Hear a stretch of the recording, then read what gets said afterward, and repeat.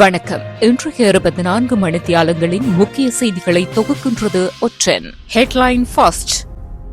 வெளியிடப்பட்ட 2000 ரூபாய் புதிய நாணயத்தாள்.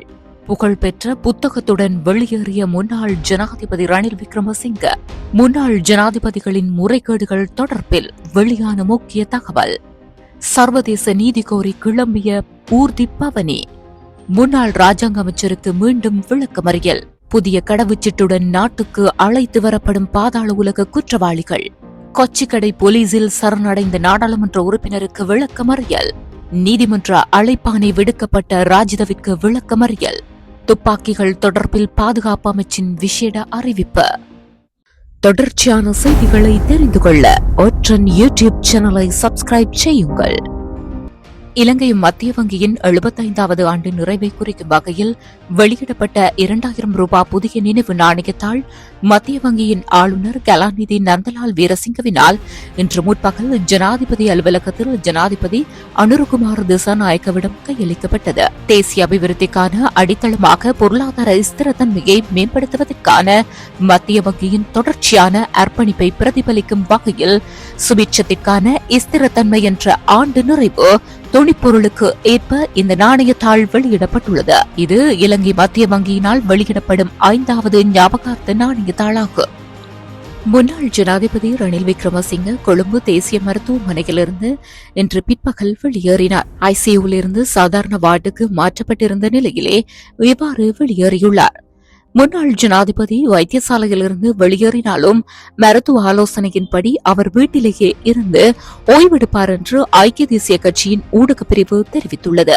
வைத்தியசாலையில் இருந்து வெளியேறும் போது கையில் பிரிட்டனின் முன்னாள் பிரதமர் போரிஸ் ஜான்சன் எழுதிய அன்லீஸ்ட் என்ற புத்தகம் ஒன்றையும் ரணில் விக்ரமசிங்க வைத்திருந்தார். ரணில் விக்ரமசிங்க மேலதிக சிகிச்சைக்காக கடந்த 23ஆம் தேதி சிறைச்சாலை வைத்தியசாலையிலிருந்து கொழும்பு தேசிய வைத்தியசாலையின் தீவிர சிகிச்சை பிரிவுக்கு மாற்றப்பட்டிருந்தார். இதற்கிடையில் ஜனாதிபதி சட்டத்தரணி அருண் பிரேமரத்ன ரணில் விக்ரமசிங்கவின் இதயத்தில் உள்ள 4 முக்கிய தமனிகளில் 3 அடைப்பு ஏற்பட்டுள்ளதாக கொழும்பு கோட்டை நீதவான் நீதிமன்றத்தில் தெரிவித்திருந்தார். அத்துடன் முன்னாள் ஜனாதிபதி சிறிது காலம் நாள்பட்ட நோயால் பாதிக்கப்பட்டுள்ளதாகவும் தற்போது இதய திசு இறப்பு மற்றும் நுரையீரல் தொற்றுக்கான அறிகுறிகள் தென்படுவதாகவும் அவரது சட்டத்தரணிகள் கடந்த 26ஆம் தேதி நீதிமன்றத்தில் சுட்டிக்காட்டியிருந்தனர். இந்த நிலையில் ரணில் விக்ரமசிங்கவுக்கு உடனடியாக இருதய அறுவை சிகிச்சை செய்யப்பட வேண்டும் என்றும் கொழும்பு தேசிய வைத்தியசாலையின் பிரதி பணிப்பாளர் வைத்தியர் ரோக்ஷன் பெல்லன கடந்த 27ஆம் தேதி தெரிவித்திருந்தமையும் குறிப்பிடத்தக்கது. இலங்கையின் முன்னாள் ஜனாதிபதிகள் தங்களது பதவிக்காலத்தில் மேற்கொண்டதாக கூறப்படும் முறைகேடுகள் தொடர்பில் முறைப்பாடுகளின் அடிப்படையில் விசாரணைகள் நடத்தப்படும் என்று தகவல்கள் வெளியாகியுள்ளன. முன்னாள் ஜனாதிபதி ரணில் விக்ரமசிங்க வெளிநாட்டு பயணத்திற்காக அரசு நிதியை தவறாக பயன்படுத்தியதாக கூறப்படும் குற்றச்சாட்டில் கைது செய்யப்பட்டதை தொடர்ந்தே இந்த தகவல் வெளியாகியுள்ளது. இந்த நிலையில் முறைப்பாடுகள் கிடைக்கப்பெற்றால் முன்னாள் ஜனாதிபதிகள் அல்லது வேறு எவருக்கும் எதிரான குற்றச்சாட்டுகள் விசாரணை செய்யப்படும் என்றும் அரசு தரப்பு தெரிவித்துள்ளது. இருப்பினும் தற்போது வரையில் யாருக்கும் எதிராக முறைப்பாடுகள் கிடைத்துள்ளதா என்பதை அரசு தரப்பு இதுவரை தெரிவிக்கவில்லை. யாழ்ப்பாணத்தில் சர்வதேச நீதி கோரி முன்னெடுக்கப்படவுள்ள போராட்டத்திற்கு ஆதரவாக ஊர்தி பவனியொன்று ஆரம்பித்து வைக்கப்பட்டுள்ளது. சர்வதேச காணாமலாக்கப்பட்டோர் தினமான நாளை வடக்கு கிழக்கில் காணாமலாக்கப்பட்டவர்களின் உறவுகளின் சங்கத்தின் ஏற்பாட்டில் வடக்கிலும் கிழக்கிலும் மாபெரும் போராட்டம் முன்னெடுக்கப்படவுள்ளது. வடக்கில் யாழ்ப்பாணம் செம்மணியில் இப்போராட்டம் இடம்பெறவுள்ள நிலையில் இப்போராட்டத்திற்கு ஆதரவை திரட்டும் வகையில் யாழிலிருந்து ஊர்தி பவனி ஆரம்பிக்கப்பட்டுள்ளது. உலக தமிழாராய்ச்சி மாநாட்டு படுகொலையின் நினைவு தூபியில் அஞ்சலி செலுத்தி அங்கிருந்து இந்த ஊர்தி பவனி ஆரம்பமானது. குறித்த ஊர்தி பவனி இன்று பல்வேறு இடங்களுக்கு சென்ற நிலையில் நாளை காலை போராட்டம் நடைபெறும் செம்மணியை வந்தடைந்து நிறைவு பெறவுள்ளதாக தெரிவிக்கப்படுகின்றது. இந்த நிலையில் இப்போராட்டத்திற்கு ஆதரவை தெரிவித்துள்ள தமிழ் தேசிய மக்கள் முன்னணியின் பொதுச் செயலாளர் செல்வராசா கஜேந்திரன் அனைவரும் அணிதிரள வேண்டும் என்று அழைப்பு விடுத்துள்ளமையும் குறிப்பிடத்தக்கது.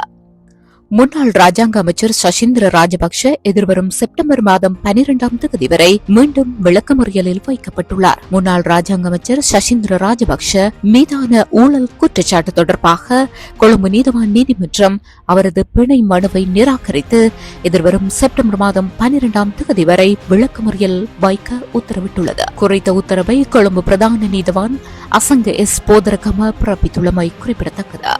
5 பாதாள உலக குற்றவாளிகளை கெஹல் பத்ரபத்மி, கமாண்டோ சலிந்த, பானந்துர நிலங்க, பேக்கோ சமன் மற்றும் தெமிலி லஹிரு ஆகியோரை நாட்டிற்கு அழைத்து வருவதற்கான அனைத்து செயற்பாடுகளும் தயாராக இருப்பதாக தெரிவிக்கப்படுகின்றது. குறித்த விமானம் நாளை இரவு இந்தோனேஷியாவிலிருந்து புறப்பட திட்டமிடப்பட்டுள்ளது. கைது செய்யப்படுவதற்கு முன்பதாக கெஹல் பத்ரபத்மி, கமாண்டோ சலிந்த, பானந்துர நிலங்க ஆகிய மூவரும் ஒன்றாக தங்கியிருந்துள்ளனர். அவர்களை கைது செய்வதற்கான நடவடிக்கை இந்தோனேஷிய போலீசாருடன் நடந்து கொண்டிருந்த போது அவர்கள் ஒரு அடுக்குமாடி குடியிருப்பை வாடகைக்கு எடுத்து அங்கேயே தங்கியிருந்துள்ளனர். பின்னர் அவர்கள் அந்த இடத்திலிருந்து ஒன்றாக தப்பிச் சென்றுள்ளனர். பெக்கோ சமனின் மனைவியும் தெம்பிலி லஹிருவும் இந்தோனேஷியாவில் வேறொரு இடத்தில் இருந்துள்ளனர். இந்த கைது நடவடிக்கையின் இலக்குகள் கெஹல் பத்ரபத்மி மற்றும் கமாண்டோ சலிந்து மட்டுமே என கூறப்படுகின்றது.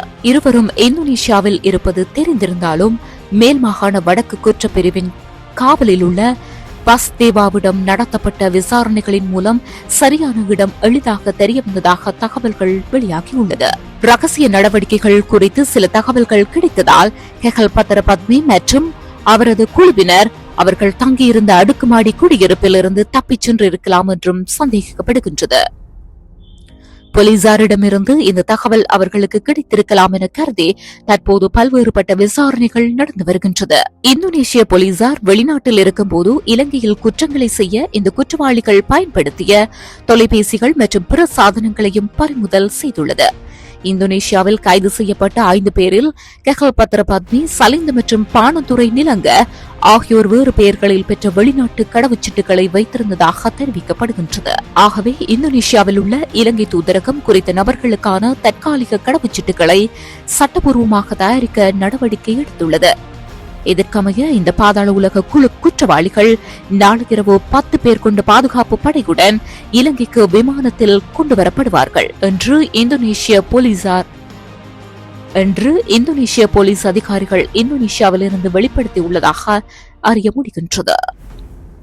கொச்சிக்கடை போலீசில் இன்று சரணடைந்த ஸ்ரீலங்கா பொதுஜன பெரமுன கம்பஹா மாவட்ட முன்னாள் நாடாளுமன்ற உறுப்பினர் நிமல் லான்சா கைது செய்யப்பட்டுள்ளார். கைது செய்யப்பட்ட அவர் நீர்கொழும்பு நீதவான் நீதிமன்றத்தில் இன்று முன்னிலைப்படுத்தப்பட்ட நிலையில் எதிர்வரும் செப்டம்பர் மாதம் 12ஆம் தேதி வரை விளக்கமறியலில் வைக்கப்பட்டுள்ளார். கடந்த 2006ஆம் ஆண்டு நடந்த போராட்டம் ஒன்றின் போது சட்டவிரோதமாக ஒன்று கூடியதாகவும் சொத்துக்களுக்கு சேதம் விளைவித்ததாகவும் முன்னாள் நாடாளுமன்ற உறுப்பினர் மீது சட்டம் அதிபர் குற்றச்சாட்டுகளை செய்துள்ளார்.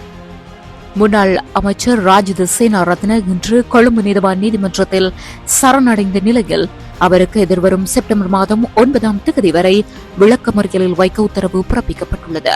லஞ்ச ஒழிப்பு ஆணைக்குழுவின் கோரிக்கையை அடுத்து கொழும்பு பிரதான நீதவான் கடந்த 20ஆம் தேதி நீதிமன்றத்தில் ஆஜராகுமாறு அழைப்பாணை விடுக்கப்பட்டிருந்தது. இதற்கிடையில் ராஜிதவுக்கு எதிராக பிறப்பிக்கப்பட்ட பிடியாணையை திருத்தி ரத்து செய்ய கோரி தாக்கல் செய்யப்பட்ட மனுவை விசாரிக்க கொழும்பு மேல் நீதிமன்றம் நேற்று தீர்மானித்திருந்ததும் குறிப்பிடத்தக்கது. 2026ஆம் ஆண்டுக்கான துப்பாக்கிகள் மற்றும் தனியார் பாதுகாப்பு நிறுவனங்களின் பதிவை புதுப்பித்தல் செப்டம்பர் 1ஆம் தேதி முதல் டிசம்பர் 31ஆம் தேதி வரை மட்டுமே மேற்கொள்ளப்படும் என பாதுகாப்பு அமைச்சு தெரிவித்துள்ளது. 2026ஆம் ஆண்டிற்கான துப்பாக்கிகள் மற்றும் உரிமம் வைத்திருப்பவர்களுக்கான உரிமங்களை புதுப்பித்தல் செப்டம்பர் 1ஆம் தேதி முதல் டிசம்பர் 31ஆம் தேதி வரை மட்டுமே செய்யப்படும். இது தொடர்பான தகவல் மற்றும் விண்ணப்பங்களை பாதுகாப்பு அமைச்சின் www.defense.lk இணையதளத்தில் பெற்றுக்கொள்ள முடியும். செல்லுபடியாகும் உரிமம் இல்லாமல் துப்பாக்கியை வைத்திருப்பது துப்பாக்கி கட்டளை சட்ட பிரிவின் 22ஆம் விதிப்படி தண்டனைக்குரிய குற்றமாகும் எனவும் பாதுகாப்பு அமைச்சு அறிவித்துள்ளது. அதன் பின்னர் செய்யப்படும் புதுப்பித்தல்களுக்கான தாமத கட்டணங்களுக்கு சட்ட நடவடிக்கை எடுக்கப்படும் எனவும் அறிவிக்கப்பட்டுள்ளது. தொடர்ச்சியான செய்திகளை தெரிந்து கொள்ள ஒற்றன் யூடியூப் சேனலை சப்ஸ்கிரைப் செய்யுங்கள்.